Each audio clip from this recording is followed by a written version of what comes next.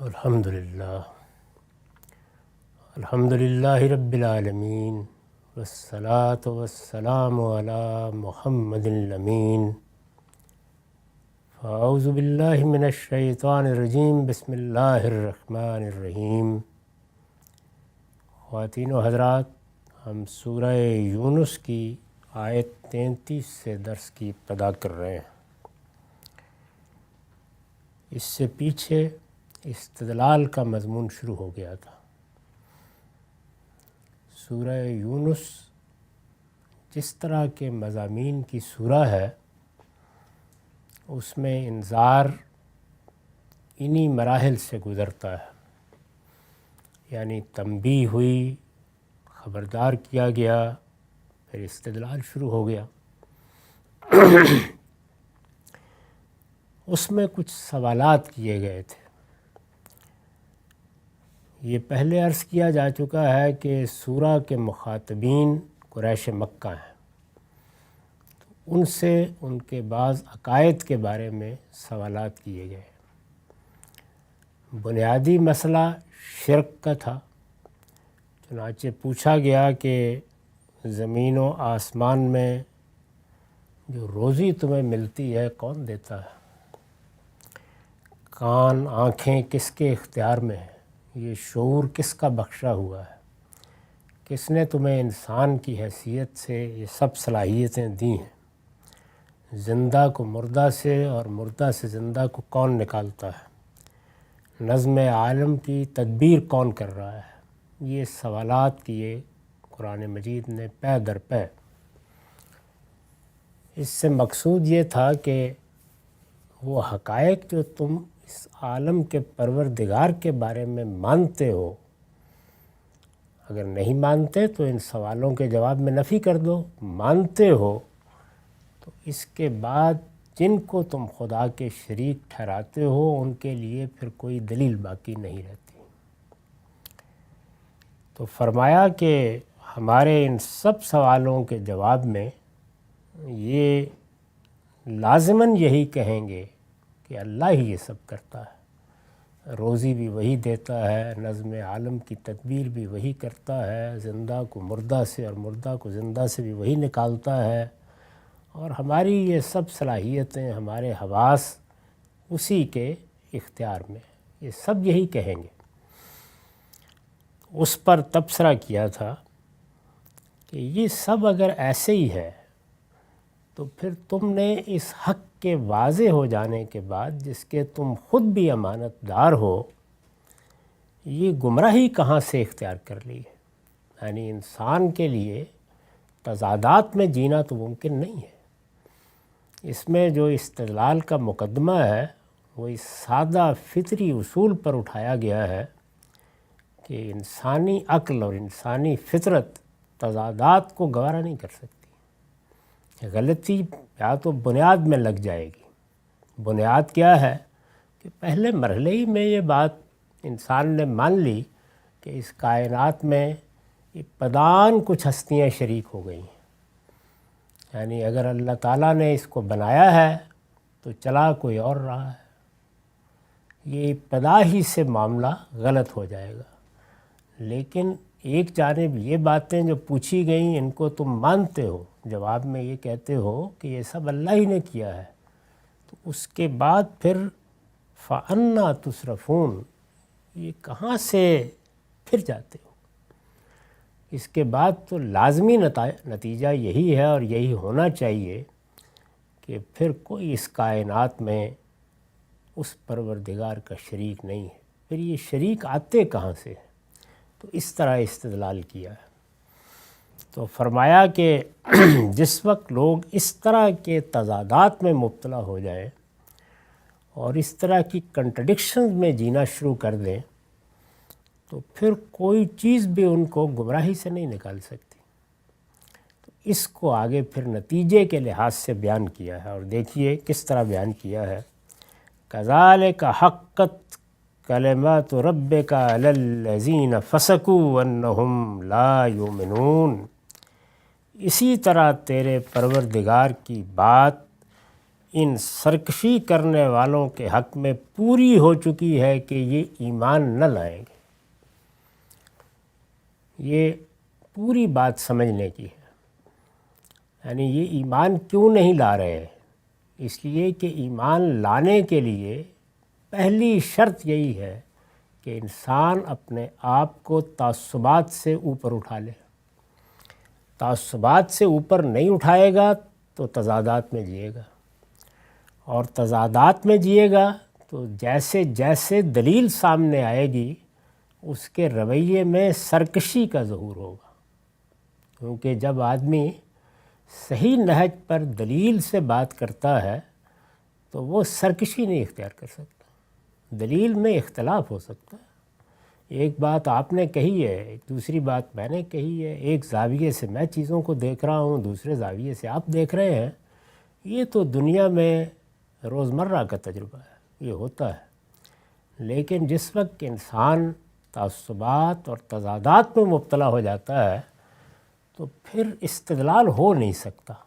جیسے ہی اسے استدلال کی طرف توجہ دلائی جائے گی، ریزننگ کی جائے گی، تو وہ آگے سے سرکشی کا اظہار کرے گا۔ تو فرمایا کہ اگر کوئی بات سمجھنی یا سمجھانی ہے جس کے نتیجے میں ماننے کا مرحلہ بھی آئے گا، جس کو یہاں ایمان لانے سے تعبیر کیا ہے، تو یہ اسی وقت ممکن ہے جب کہ استدلال کے لیے جو بنیادی مقدمات ہیں ان کی خلاف ورزی نہ کی جائے۔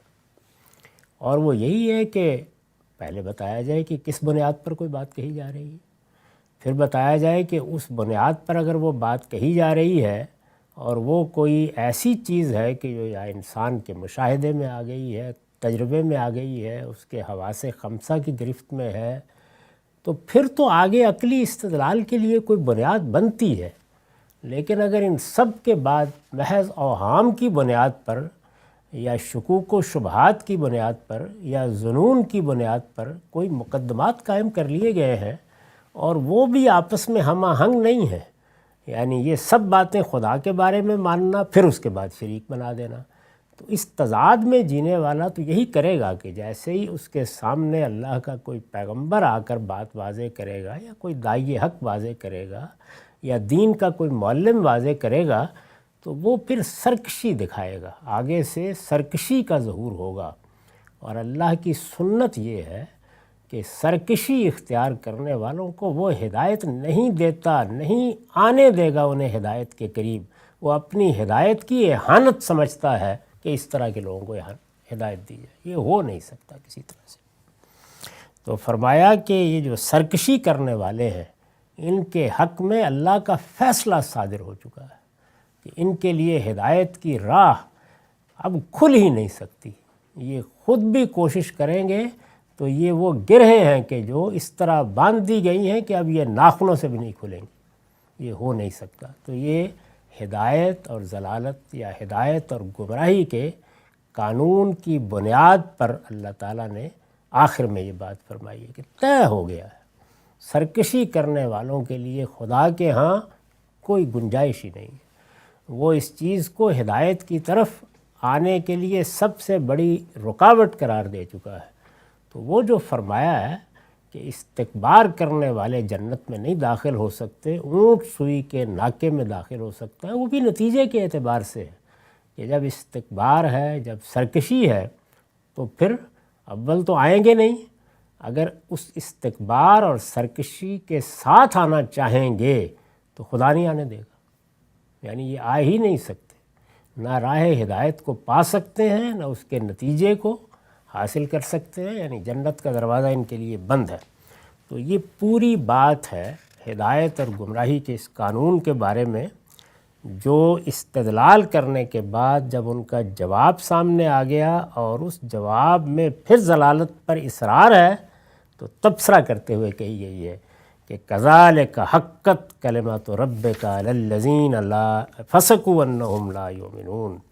یہ سرکشی کرنے والوں کے حق میں خدا کی بات ہے جو پوری ہو چکی ہے کہ یہ ایمان نہ لائیں گے۔ اس پر میں نے لکھا ہے یہ نبی صلی اللہ علیہ وسلم کی تسلی کے لیے آپ کی طرف التفات ہے، یعنی قرآن میں کیونکہ خطبات کا اسلوب ہے تو یہ بات قریش سے ہو رہی ہے، اس کے دوران میں رخ پھیرا خطیب نے اور بات رسول اللہ سے شروع ہو گئی، پھر رخ پھیرا اور مسلمانوں کو مخاطب کر لیا، تو یہ التفات اس کو کہتے ہیں، یعنی خطیب اپنا رخ بدلتا رہتا ہے، تو یہاں رسول اللہ کی طرف التفات ہوا ہے ان سے بات ہوتے ہوتے۔ یہ نبی صلی اللہ علیہ وسلم کی تسلی کے لیے آپ کی طرف التفات ہے۔ مدعا یہ ہے کہ ان کے تضادات فکر و عمل کو دیکھ کر آپ پریشان نہ ہوں، یہ جن کنٹرڈکشنز میں مبتلا ہیں وہ آپ کے لیے پریشانی کا باعث نہ بنے۔ ان کے تضادات فکر و عمل کو دیکھ کر آپ پریشان نہ ہوں، سنت الہی یہی ہے، یعنی قرآن میں جو اللہ تعالیٰ بندوں کے ساتھ معاملہ کرنے کا طریقہ اختیار کرتا ہے اس کو سنت اللہ کہا جاتا ہے، سنت الہی۔ تو سنت الہی یہی ہے کہ ایمان و ہدایت کی راہ انہی لوگوں پر کھلتی ہے جو اس کے سچے طالب، یعنی آپ اگر سچے طالب نہیں ہیں تو پیغمبر دنیا میں موجود ہوگا، خدا آپ کو ہدایت پر نہیں آنے دے گا۔ یہ وہ جگہ ہے کہ جس میں پردے حائل کر دیے جاتے ہیں، جس میں دل پھیر دیے جاتے ہیں، جس میں زنگ لگا دیا جاتا ہے، جس میں پھر قرآن کے الفاظ میں مہر کر دی جاتی، نہیں آنے دیا جاتا۔ تو اس لیے سب سے پہلی چیز جس کو قرآن بار بار واضح کرتا ہے وہ یہ ہے کہ زندگی کے کسی مرحلے میں کوئی تصور، کوئی نظریہ، کوئی تعصب، کوئی رومانس آدمی کو طالب علمی کی راہ سے نہ ہٹا دے۔ طالب علم بن کے رہیے، سچے طالب علم، بس پھر اس کے بعد غلطی لگ سکتی ہے لیکن عالم کا پروردگار ہاتھ پکڑ کے غلطی سے نکالتا ہے، پھر اس کی رحمت توفیق حاصل ہوتی ہے۔ سنت الہی یہی ہے کہ ایمان و ہدایت کی راہ انہی لوگوں پر کھلتی ہے جو اس کے سچے طالب ہوں۔ یہ جس وقت ہم جذبات میں آ جاتے ہیں، جس وقت ہم غصے میں گفتگو کرتے ہیں، جس وقت ہم اپنے تعصبات کی بنیاد پر دوسرے کی بات میں کیڑے نکالنا شروع کر دیتے ہیں، جس وقت ہم نیت اور محرکات طے کرنا شروع کر دیتے ہیں، تو در حقیقت ہم ایک سچے طالب علم کی بنیادی شرط ہی ختم کر دیتے ہیں۔ یعنی ان سب چیزوں سے بے نیاز ہو کر بدترین دشمن کی بات بھی سننی چاہیے۔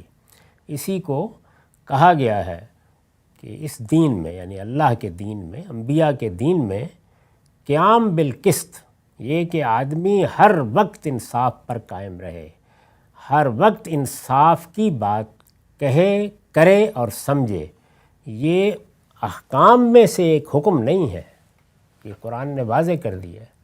یعنی احکام ہے نا، نماز پڑھنی ہے، روزہ رکھنا ہے، یہ احکام میں سے ایک حکم نہیں ہے۔ احکام میں کچھ چیزیں مستحب ہوتی ہیں، کچھ واجب ہوتی ہیں، کچھ فرض ہوتی ہیں، نہیں یہ وہ بھی نہیں ہے، یہ اس سے بلند تر چیز ہے، یہ ایمان کا تقاضا ہے۔ اس کے بعد ایمان کا خاتمہ شروع ہو جاتا ہے، یہ بہت بڑی چیز ہے، اس سے محرومی، تباہی اور بربادی کا ذریعہ بن جاتی ہے۔ تو اسی وجہ سے اگر آپ دیکھیں گے میری کتاب میزان میں، تو اس میں پورے دین کو عنوانات کے تحت بیان کیا گیا ہے، یعنی کیا چیزیں سیاست کے قانون سے متعلق ہیں، کیا عبادات سے ہیں، کیا چیزیں معیشت کے قانون سے متعلق ہیں، لیکن یہ چیز جو ہے یعنی قیام بالقسط، یہ ان میں سے کسی باب میں نہیں ہے، یہ ایمان کے تقاضوں میں بیان کیا گیا ہے۔ اس کے بعد ایمان کا خاتمہ شروع ہو جاتا ہے۔ تو یہ بتایا ہے کہ ایمان و ہدایت کی راہ انہی لوگوں پر کھلتی ہے جو اس کے سچے طالب ہوں، اور اپنے اس مطلوب تک پہنچنے کے لیے، اپنے اس مطلوب تک، وہ مطلوب کیا ہے کہ مجھے ہدایت پانی ہے، پہنچنے کے لیے عقل و دل کی صلاحیتوں سے فائدہ اٹھائیں۔ اللہ تعالیٰ نے وہ صلاحیتیں دے رکھی ہوئی ہیں، وہ صلاحیتیں ایسی غیر معمولی ہیں اور اس کا کوئی تعلق میری آپ کی تعلیم سے نہیں ہے، پس منظر سے نہیں ہے۔ انسان کو جو شعور اللہ تعالیٰ نے عطا فرمایا ہے، یہ اس کے بنیادی تقاضے ہیں، یہ صلاحیتیں ہر شخص کے پاس ہیں، ان سے فائدہ اٹھائے۔ وہ عقل کی صلاحیتیں ہیں، دل کی صلاحیتیں ہیں۔ دل کی صلاحیتیں وہ ہیں جو میری اور آپ کی فطرت کو وجود میں لاتی ہیں، اور عقل کی صلاحیتیں وہ ہیں کہ یہ فیکلٹی جو مجھے دی گئی ہے، میں اپنے فطری مقدمات سے کام لے کر اصول کو فروع میں بدلتا ہوں، اس کے نتیجے میں میرا علم پیدا ہوتا ہے۔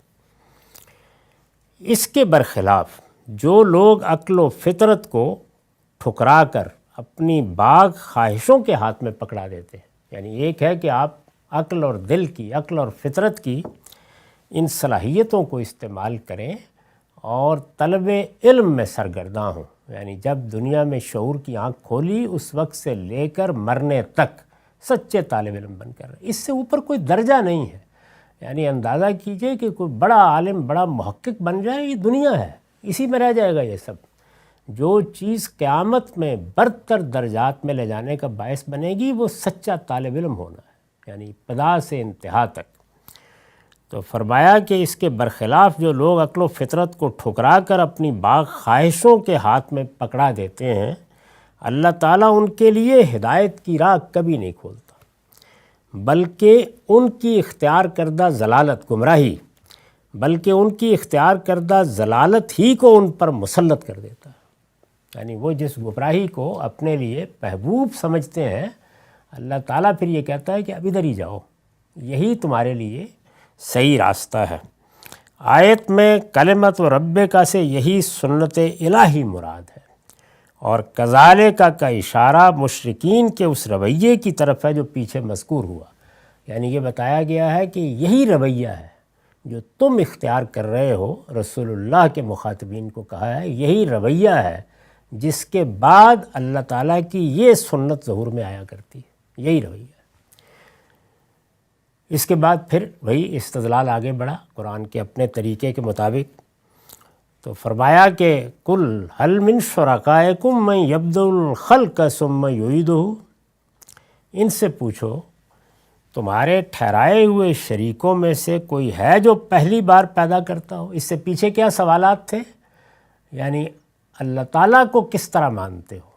تو کہا کہ یہ اسی طرح مانتے ہیں جیسے ماننے کا حق ہے، اللہ کو ویسے ہی مانتے ہیں، ساری صفات اللہ تعالیٰ کے لیے مانتے ہیں یہ مشرکین عرب۔ لیکن اس کے بعد جب شریک ٹھہراتے ہیں تو فرمایا کہ اچھا چلو یہ بتاؤ کہ یہ سب چیزیں تو تم نے کہہ دیا کہ اللہ ہی کرتا ہے، تو تمہارے ان شریکوں میں سے کوئی پھر خلق میں شامل ہے؟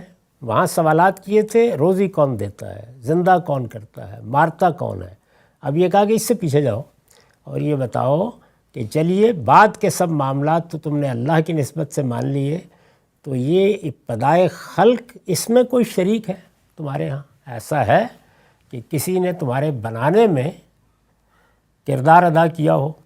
ان سے پوچھو تمہارے ٹھہرائے ہوئے شریکوں میں سے کوئی ہے جو پہلی بار پیدا کرتا ہو پھر اس کا اعادہ بھی کرے؟ یعنی ایک بار پیدا کر کے پھینک نہیں دیا اللہ تعالیٰ نے ہمیں، مخلوقات ہیں، بے شمار مخلوقات، جانور ہیں اور بہت سی چیزیں ہیں، ان میں خوبصورتی بھی ہے، حسن بھی ہے، کمال بھی ہے، سب کچھ ہے۔ تو اگر ان کا مقدر یہی ہے کہ زمین پر پھینک دیے گئے، میں نے کھا لیا، آپ نے کھا لیا، کسی نے پھاڑ دیا، مر گئے، ختم ہوئے، کیا انسان کا بھی انجام، آخری انجام یہی ہے؟ تو ہمیں تو یہ بتایا گیا ہے کہ نہیں، تمہیں جو شعور دیا گیا ہے اس کے لازمی نتیجے کے طور پر تم اپنے پروردگار سے ملاقات کرو گے، اور یہ ملاقات اعادہ خلق کے بعد ہوگی۔ قرآن اس کو کہتا ہے اعادہ خلق، صوفیانہ مذاہب میں اس کو کہا جاتا ہے رجوع، یہ ہمارے ہاں اعادہ خلق ہے۔ یہی جو خلق کا عمل ہوا ہے، اللہ تعالیٰ نے بنایا ہے، یہی بنانے کا عمل دہرایا جائے گا۔ وہ کیسے دہرایا جائے گا وہ ایک الگ بحث ہے، لیکن یہ کہ بہرحال بنانے کے عمل کو دہرایا جانا ہے، تو اس کو اعادہ خلق کہتا ہے۔ ثم یعیدہ، ان سے پوچھو تمہارے ٹھہرائے ہوئے شریکوں میں سے کوئی ہے جو پہلی بار پیدا کرتا ہو پھر اعادہ بھی کرے؟ قل اللہ یبدأ الخلق ثم یعیدہ فأنی تؤفکون، کہہ دو اللہ ہی ہے جو پہلی بار پیدا کرتا ہے پھر اس کا اعادہ کرے گا، یعنی نہ خلق کی ابتدا میں تمہارے کسی بنائے ہوئے شریک کا کوئی حصہ ہے، اور نہ جب دوبارہ خلق ہونا ہے۔ یہ ہو سکتا تھا نا کہ ایک پروردگار نے بنا کے اطمینان کے ساتھ کسی اور جگہ چلا گیا، اب اٹھائے گا کوئی اور۔ تو فرمایا اللہ ہی پہلی بار پیدا کرتا ہے، پھر اس کا اعادہ کرے گا۔ اب اعادہ کرے گا تو پھر ظاہر ہے کہ کہاں اعادہ کرے گا؟ وہی نا جس کی خبر اللہ کے پیغمبروں نے دی ہے، جو سب سے بڑی خبر ہے کہ اس کائنات کو ایک دن سمیٹ دیا جانا ہے اور ایک نئی کائنات میں تبدیل ہونا ہے، اور وہاں تمہارے لیے اعادہ خلق کے بعد نئی زندگی ہوگی۔ یہ سب سے بڑی خبر ہے۔ اس کو قرآن مجید النبأ العظیم کہتا ہے، یعنی یہاں تو خبریں روز آتی رہتی ہیں، یہ سب سے بڑی خبر ہے جو انبیاء نے آ کر انسانوں کو پہنچا دی اور ایک ایک شخص کو پہنچا دی ہے۔ یہ جو نبی کا لفظ ہے یہ اسی سے بنا ہے، نبی عظیم کی خبر دینے والے، یہ سب سے بڑی خبر کو دنیا تک پہنچانے والے۔ تو فرمایا کہ فَعَنَّا تُؤْفَكُونَ، سو کہاں بھٹکے جاتے ہو؟ یعنی ان میں سے کوئی مقدمہ بھی تم نہیں مان سکتے، نہ یہ کہہ سکتے ہو کہ ان شرکاء میں سے کوئی خلق کی ابتدا کرنے والا ہے، نہ یہ کہہ سکتے ہو کہ ان میں سے کوئی اعادہ خلق کر سکتا ہے۔ پھر یہ آگے جو کچھ تم مانتے ہو یہ کیا چیز ہے؟ سو کہاں بھٹکے جاتے ہو؟ اس پر میں نے لکھا ہے، یعنی جب یہ مانتے ہو کہ خلق کا ابداع اور اعادہ صرف خدائی کی شان ہے، یعنی ابداع شروع کرنا، اعادہ دہرانا، یعنی جب یہ مانتے ہو کہ خلق کا ابداع اور اعادہ صرف خدا ہی کی شان ہے، تو اس کی جزا و سزا میں دوسروں کو کس طرح شریک ٹھہراتے ہو؟ بنانے والا وہ، دوبارہ پیدا کرنے والا وہ، اور اس کے بعد جو نتیجے میں وہاں جنت دوزخ کا فیصلہ ہے وہ بھی اسی کے ہاتھ میں، تو وہاں یہ تمہارے شرکاء اور شفاء اور یہ غوث اور کتب اور ابدال یہ آ کہاں سے جائیں گے؟ یعنی وہ داخل کیسے ہوتے ہیں اس میں؟ یہ بتاؤ، دوسروں کو کس طرح شریک ٹھہراتے ہو؟ یہ اس لیے پوچھا ہے کہ مشرکین یہ سمجھتے تھے کہ اگر قیامت ہوئی بھی تو ان کے لیے پریشانی کی کوئی بات نہیں ہے۔ ان کے شرکاء و شفاء، یعنی جن کو وہ اللہ کے شریک ٹھہراتے اور شفیع سمجھتے تھے، یہ ہماری شفاعت یا سفارش کر دیں گے، انہیں خدا کی پکڑ سے بچا لیں گے۔ یہی عقیدہ تھا۔ تو یہ اسی عقیدے کو کھول کھول کر اس کے مضمرات بتائے جا رہے ہیں کہ یہ عقیدہ کیا بنیاد رکھتا ہے، کہاں سے پیدا ہوا ہے۔ قُلْ هَلْ مِن شُرَكَائِكُم مَّن يَهْدِي إِلَى الْحَقِّ قُلِ اللَّهُ يَهْدِي لِلْحَقِّ أَفَمَن يَهْدِي إِلَى الْحَقِّ أَحَقُّ أَن يُتَّبَعَ أَمَّن لَّا يَهِدِّي إِلَّا أَن يُهْدَىٰ فَمَا لَكُمْ كَيْفَ تَحْكُمُونَ۔ کہہ دو، پوچھو تمہارے شریکوں میں سے کوئی ہے جو حق کی طرف رہنمائی کرتا ہو؟ یعنی سب سے بڑی ضرورت، انسان کی سب سے بڑی احتیاج کیا ہے؟ وہ یہ کہ اس کو رہنمائی ملے۔ اس کائنات میں ایک باشعور مخلوق کے لیے سب سے بڑی چیز کھانا اور پینا نہیں ہے، وہ تو جانوروں کو بھی مل جاتا ہے، اس کا اہتمام کر دیا ہوا ہے خالق نے۔ سب سے بڑی چیز میرے شعور کے جوابات ہیں، رہنمائی ہے، ہدایت ہے، گائیڈنس ہے، وہ مجھے ملنی چاہیے۔ تمہارے شریکوں میں سے کوئی ہے جو حق کی طرف رہنمائی کرتا ہو؟ کہہ دو اللہ ہی ہے جو حق کی رہنمائی کرتا ہے۔ یعنی دنیا کی جتنی تاریخ بنی ہے، آج تک کسی دیوی نے، کسی دیوتا نے، جن کو تم پوجتے رہے ہو، کوئی کتاب نازل کی، کوئی پیغمبر بھیجا، کبھی جسارت بھی کی ہے یہ کرنے کی؟ جو آیا ہے وہ اسی کی طرف سے آیا ہے، تو وہی ہے جو حق کی رہنمائی کرتا ہے۔ پھر بتاؤ، جو حق کی طرف رہنمائی کرتا ہے وہ اس کا مستحق ہے کہ اس کی پیروی کی جائے، یا وہ جو رہنمائی کے بغیر خود بھی راہ نہیں پاتے؟ یعنی جو خود اس کے محتاج ہیں کہ کوئی پکڑ کے ان کو ہاتھ پکڑ کے، یعنی اگر آنکھیں خدا چھین لے تو یہ جو بڑے بڑے تم نے اپنے لیے شرکاء بنائے ہوتے ہیں وہ بھی پھر اس کے محتاج ہوتے ہیں کہ کوئی مرید ہاتھ پکڑے گا تو مسجد سے گھر اور گھر سے مسجد پہنچائے گا۔ رہنمائی کے محتاج ہے۔ عام زندگی میں بھی وہ رہنمائی جو آسمان سے آتی ہے وہ تو کیا ہی بات ہے، وہ اس کا مستحق ہے کہ اس کی پیروی کی جائے، یعنی وہ جو حق کی طرف رہنمائی کرتا ہے، یا وہ جو رہنمائی کے بغیر خود بھی راہ نہیں پاتے، وہ اس کے مستحق ہیں کہ ان کے پیچھے چلو تم۔ آخر تمہیں کیا ہو گیا ہے؟ فما لکم کیف تحکمون، آخر تمہیں کیا ہو گیا ہے، تم کیسا فیصلہ کرتے ہو۔ یعنی یہ وہی تضادات ہیں جو واضح کیے جا رہے ہیں، ایک بات یہ مانتے ہو پھر اس کا یہ نتیجہ نہیں مانتے، پھر یہ مانتے ہو پھر اس کا وہ نتیجہ نہیں مانتے، تو یہ آخر کیا چیز ہے، تمہیں کیا ہو گیا ہے، تم کیسا فیصلہ کرتے ہو۔ اس پر حاشیہ ہے، مطلب یہ ہے کہ جو دنیا اور آخرت دونوں کے لحاظ سے بیکار ہے، یعنی دنیا میں بھی محض تمہارے اوہام ہیں کہ ان سے کچھ مل جاتا ہے ان معبودوں سے، اور آخرت میں بھی یہ خود کھڑے ہوں گے وہاں خدا کے رحم و کرم کے منتظر، تو کیا چیز ہے جو تمہیں ان سے حاصل ہوتی ہے۔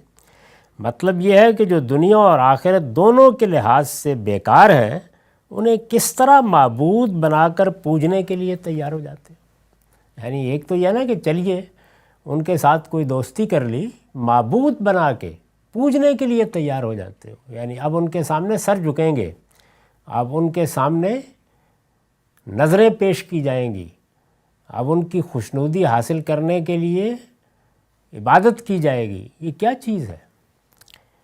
استاذ امام لکھتے ہیں، مخلوق کی ایک بہت بڑی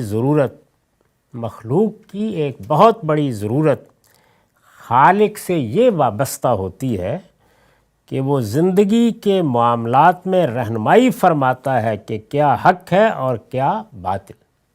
اس کا اندازہ نہیں ہوتا انسان کو کہ یہ کیا چیز ہے جو ہمیں رہنمائی کی صورت میں ملی ہے۔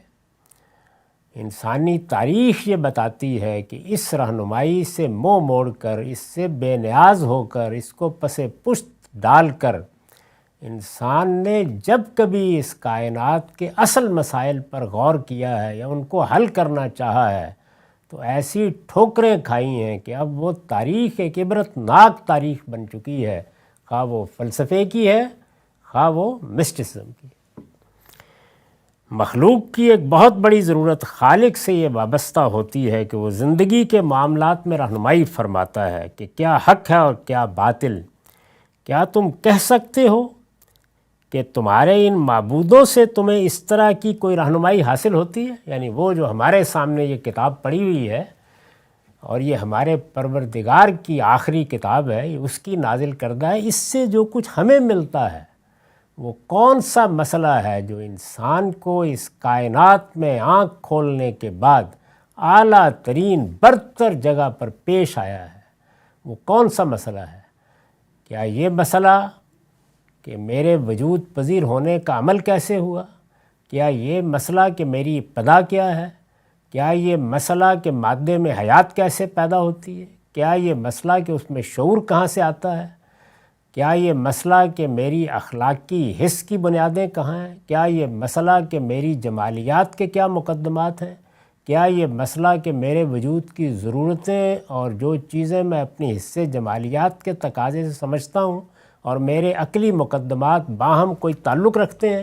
یہ سب سے بڑے مسئلے ہیں جو فلسفے کے اور انسانی تاریخ کی علم کے بڑے مسئلے ہیں۔ کوئی ایک جواب بھی ایسا ہے کہ جو کبھی انسان کے لیے چند دنوں کے لیے بھی عالمگیر سطح پر قابل اطمینان بن سکتا ہو؟ کوئی ایک جواب بھی سوائے اس کتاب کے جوابات کے؟ تو یہ بہت بڑی رہنمائی جس کی طرف یہاں توجہ دلائی ہے اللہ تعالیٰ نے۔ مخلوق کی ایک بہت بڑی ضرورت خالق سے یہ وابستہ ہوتی ہے کہ وہ زندگی کے معاملات میں رہنمائی فرماتا ہے کہ کیا حق ہے اور کیا باطل۔ کیا تم کہہ سکتے ہو کہ تمہارے ان معبودوں سے تمہیں اس طرح کی کوئی رہنمائی حاصل ہوتی ہے؟ کبھی کسی کو حاصل ہوئی ہو؟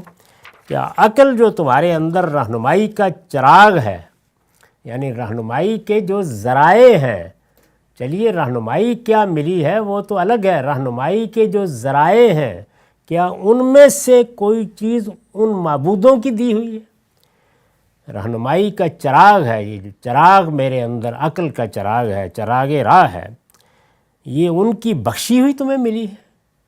کیا یہ تمہاری ہدایت کے لیے کوئی وحی بھیجتے ہیں؟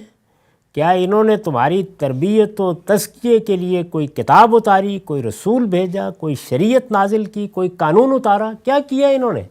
اس ساری انسانی تاریخ میں اگر ان کاموں میں کوئی کام بھی انہوں نے نہیں کیا، نہ کرتے ہیں، نہ کریں گے، تو آخر کس غرض کے لیے ان کے پیچھے لگے ہو؟ یعنی کوئی وجہ تو ہونی چاہیے، کوئی سبب تو ہونا چاہیے۔ پیروی کا سزاوار وہ ہے، پیروی کا مستحق وہ ہے جو حق کی طرف رہنمائی کرتا ہے اور اس کی توفیق بخشتا ہے، یا وہ جو خود رہنمائی اور دستگیری کے محتاج ہے؟ کون ہے کہ جس کی پیروی کی جائے؟ تمہاری عقل کو کیا ہو گیا ہے؟ تم اپنے لیے کیسے الٹے فیصلے کرتے ہو؟ یہ سلسلہ ابھی جاری ہے، ہمارا وقت ختم ہو گیا۔ اقول قولی ھذا واستغفر اللہ لی ولکم ولسائر المسلمین۔